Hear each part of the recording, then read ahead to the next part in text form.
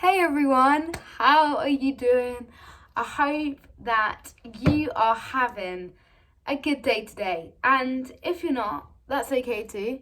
I'm just glad that you're watching this video because I have got some encouragement and something to think about heading your way. And we're going to carry on with the series of why, and today we're going to look at why the church. Have you ever wondered? I wondered this a couple weeks ago.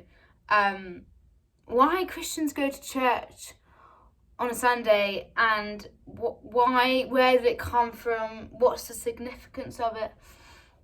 And I know that there's going to be people watching this video that have actually been hurt from the church, and I just want to say thank you so much for watching this video, because I know that you could have been a little bit hesitant to click on this video, but I just want to say that that's not end of the story, and I believe that there's more, and that Jesus doesn't want you to live being hurt from the church.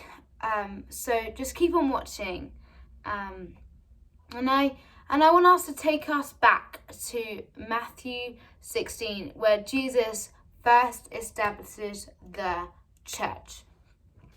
And one of Jesus's disciples, Peter, who was originally a fisherman, and his name was Simon originally. And honestly, in the Bible, people change their names all the time. Abraham went to Abraham. Saul to Paul. Honestly, it's just like a redemption thing, I guess. Like change your name, change your life kind of vibes.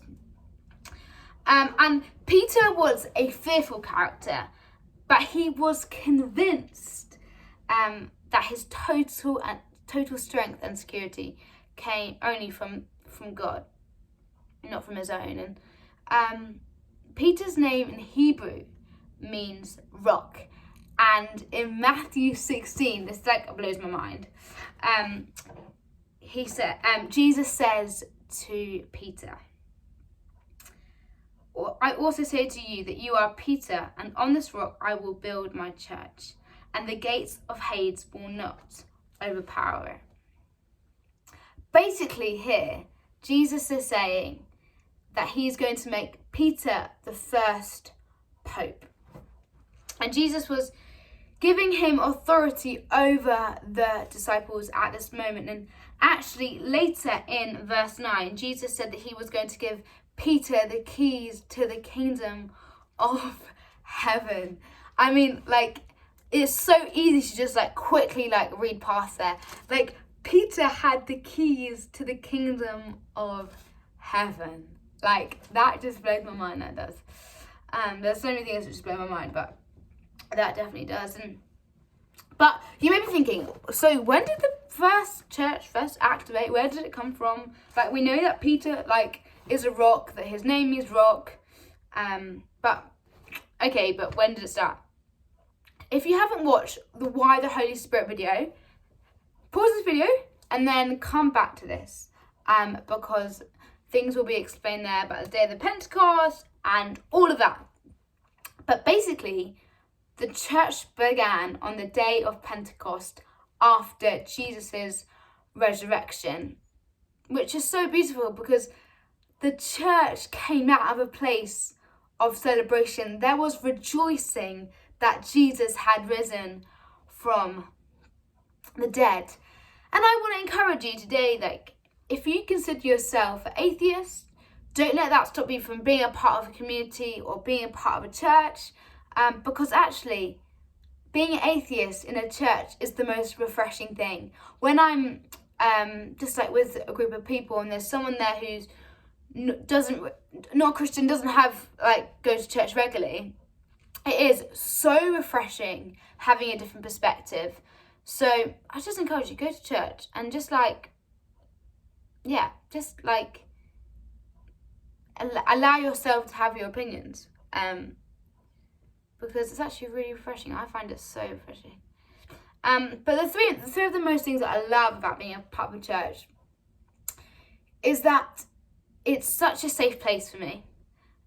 It's a joyful place, and it's a place where I get to know new people. And actually, lockdown was not a vibe. Like, honestly, I just didn't get to know any people. Like, it's so hard for people who've joined the church through lockdown. It must be so hard, and I hope and pray that you're building relationships and that you feel like you're getting connected into a church. But why do we Christians go to church on a Sunday? What's the purpose of it?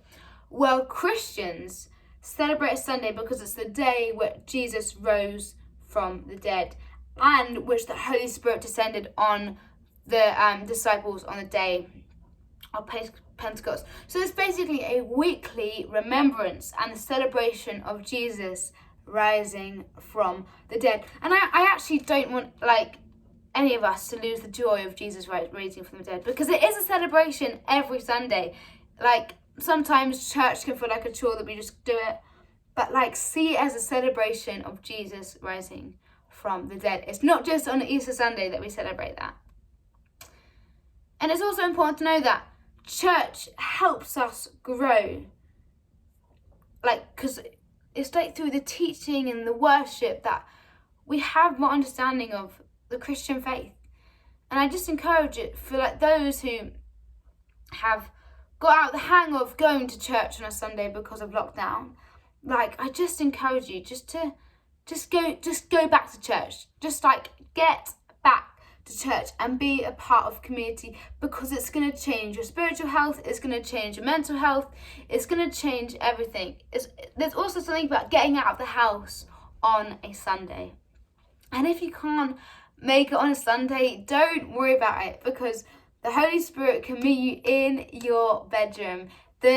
Jesus is not stuck to walls of a church. I can testify that he has met me in my room. I was once really random in lockdown, sitting by his radiator, and oh my God, I just felt the Holy Spirit so strongly. So I can testify that. But he can meet you in your kitchen, he can meet you in your laundry room, he can meet you in your bedroom, all the places in your home. So yeah, you guys are amazing, and I hope that you felt like you got more understanding from that about the church and where it came from and why we do it, where we go, all of those. But I hope you have a good rest of your day, and I'll see you very soon.